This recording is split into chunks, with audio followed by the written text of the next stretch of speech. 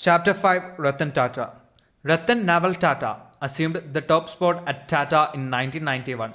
Following years of rapid expansion under JRD, coupled that growth with JRD's tendency to delegate and you get a company with many little empires. In a climate of high autonomy and little coordination among the various Tata companies, Ratan introduced new controls to ensure that all the companies upheld the lofty standards of the group. The year 1991 was a turning point for Tata Sons. Not only did JRD Tata retire, turning over the reins to Ratan Tata, but Indian economic reforms were also enacted, opening many doors for the company outside of India.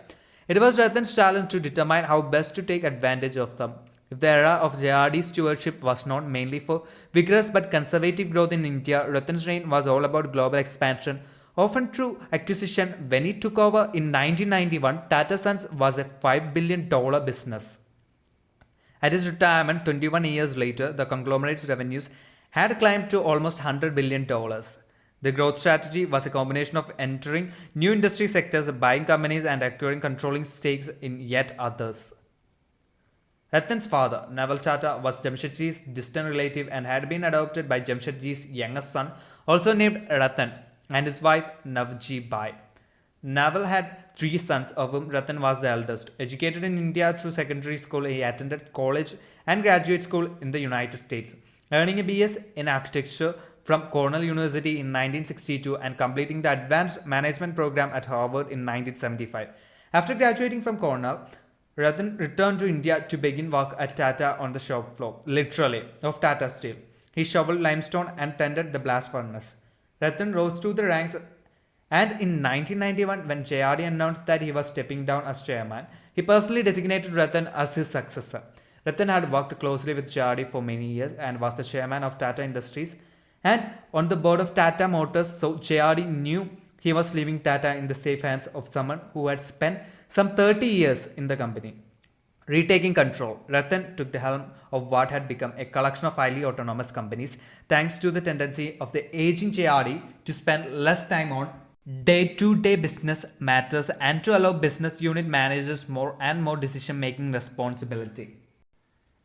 Independence became and still is a hallmark of the Tata companies. While that can be a very good thing, too much independence can also be dangerous and difficult, especially when a new chairman endeavors to introduce new policies and procedures. Not surprisingly, Ratan faced resistance from company heads when he tried to institute some major changes aimed at centralizing certain aspects of management and policy.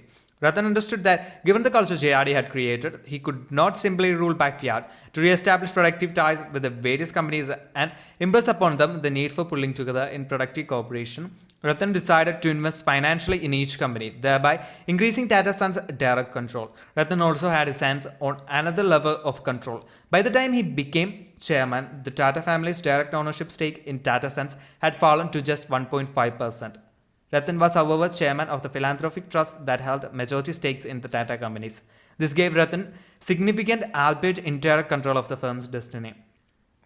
Unifying the brand. Nothing in the Tata playbook ever came down to pure finance.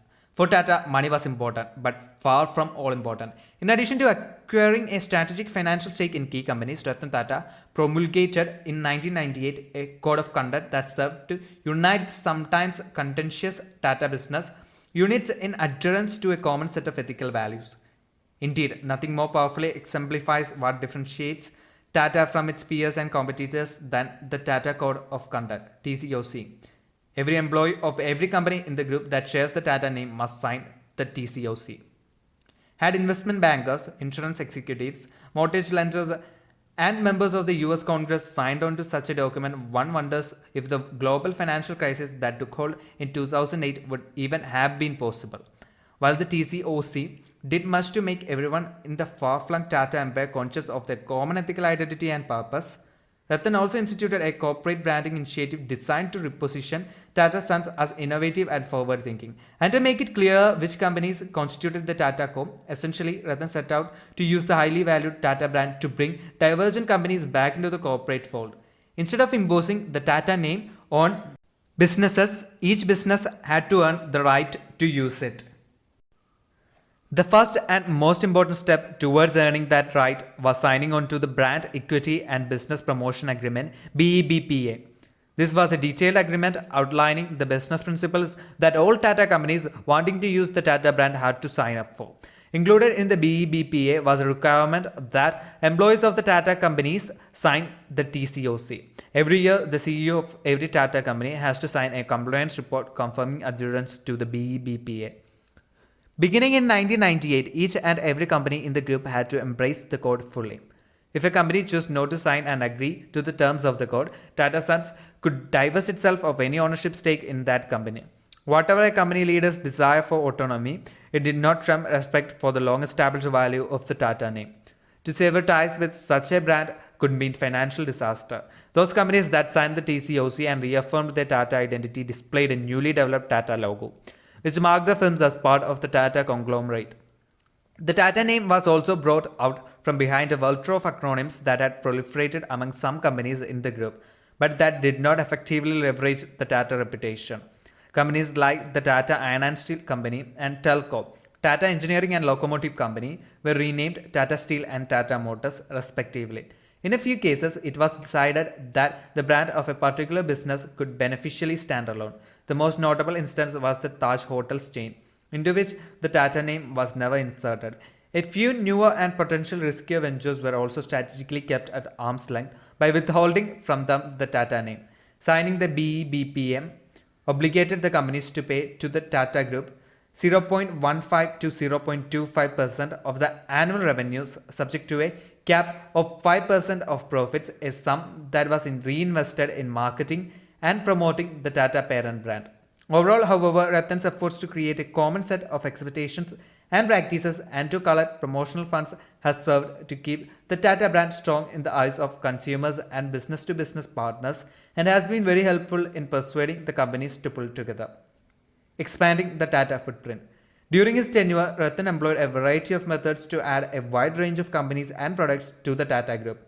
Among these were the establishment of Tata Teleservices, the acquisition of Tetley Tea, the debut of the Indica, India's first domestically designed and manufactured car, the formation of a joint venture with the American international group AIG to allow Tata's re-entry into the insurance industry, obtaining a controlling stake in Videsh Sanchar Nigam Limited, now called Tata Communications, forming Tata Indicom mobile service and launching Tata Sky satellite television service, unveiling the Ginger Hotel chain, nurturing TCS to more than $10 billion in revenue, building Tata Housing, a pioneer in low-cost housing, acquiring part of Daewoo Motors and steelmaker Chorus, acquiring Jaguar and Land Rover, and partnering with Starbucks in India.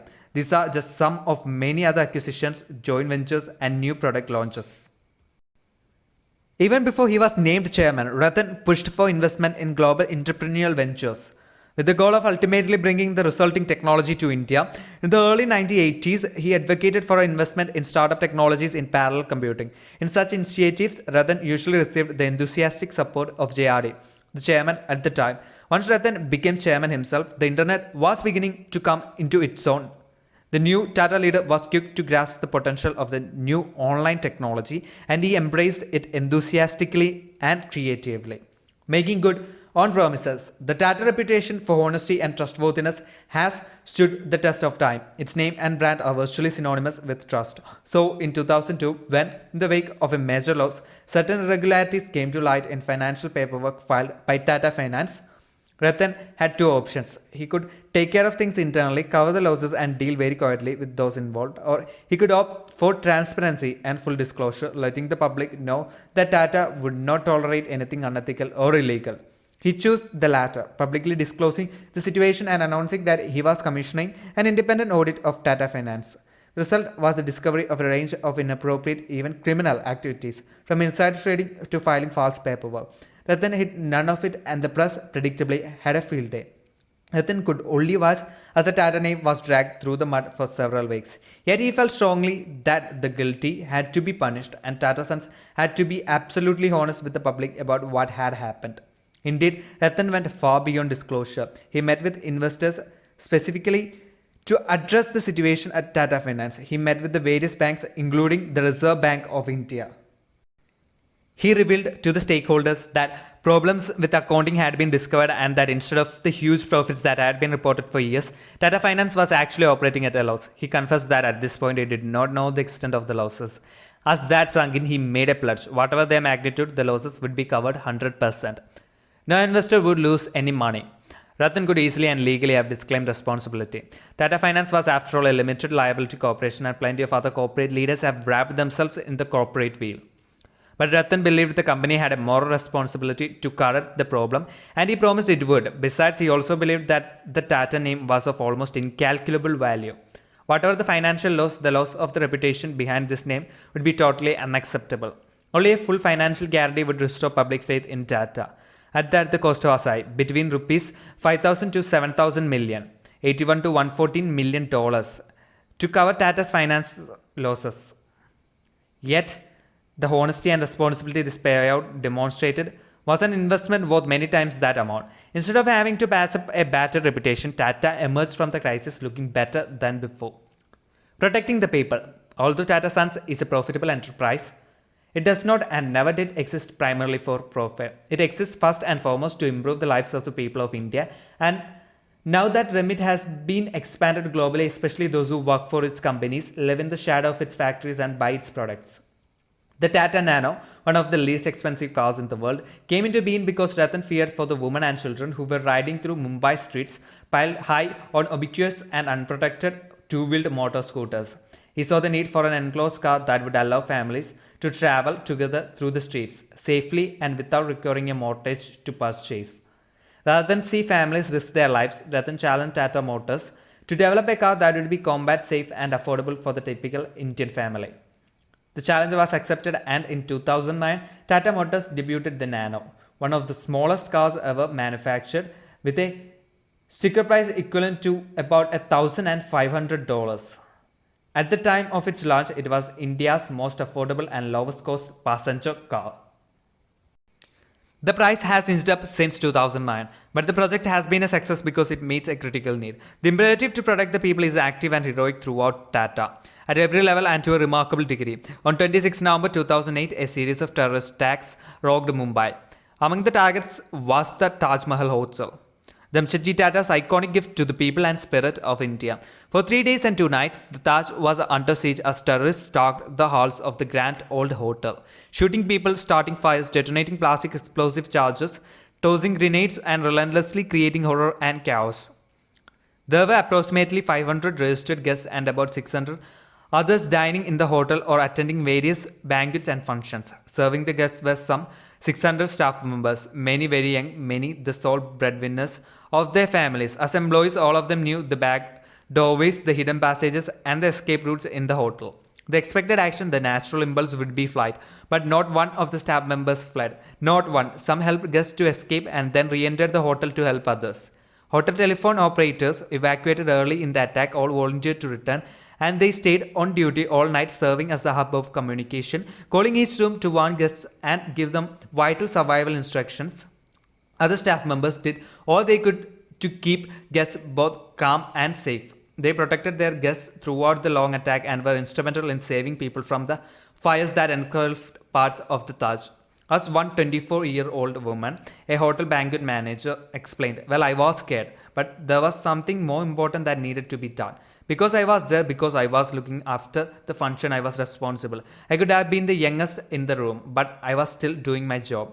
The easiest thing for a staff member to do at that point in time was to drop whatever they were doing and run out of the hotel. No one did that, Abhijit Mukherjee, Executive Director of Hotel Operations, observed. In fact, many did much more. Kitchen employees, including senior chefs, formed a human chain to usher guests to safety. The terrorists came upon this evacuation in progress and attacked, gunning down 6 of the chefs who took bullets intended for their guests. When I met with Mr. Tata to discuss the book, he said, "Peter, I can't explain it. There were no manuals, no instructions for what should be done in these circumstances. So what seems to have happened is that individuals, from the waiters to the managers of the restaurants, all had this goal of let's get the guests to safety." Of about 1,700 people in the hotel, more than 1,600 escaped safely.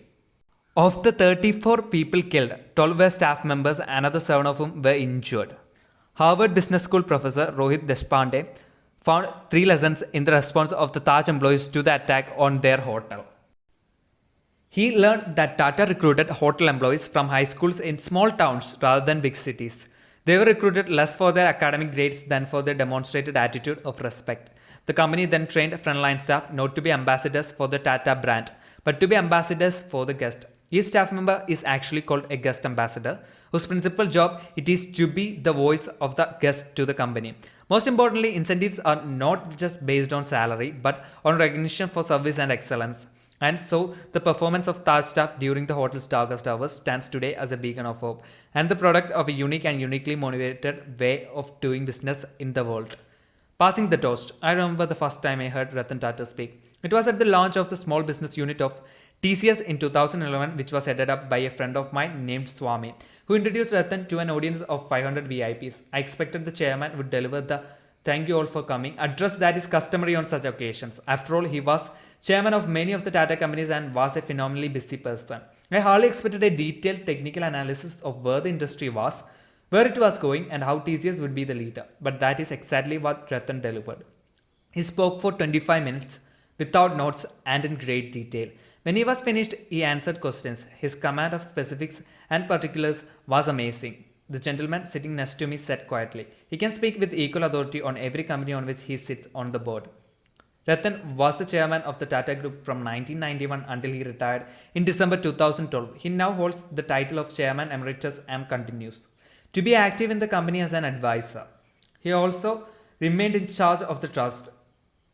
The new Tata Group chairman, Cyrus Mistry, worked with Ratan for a year as deputy chairman, watching and learning how Tata does business. Cyrus had also been on the board of Tata since 2006 and had been on the boards of other Tata companies, so he was exceptionally qualified to take over the reins from Ratan.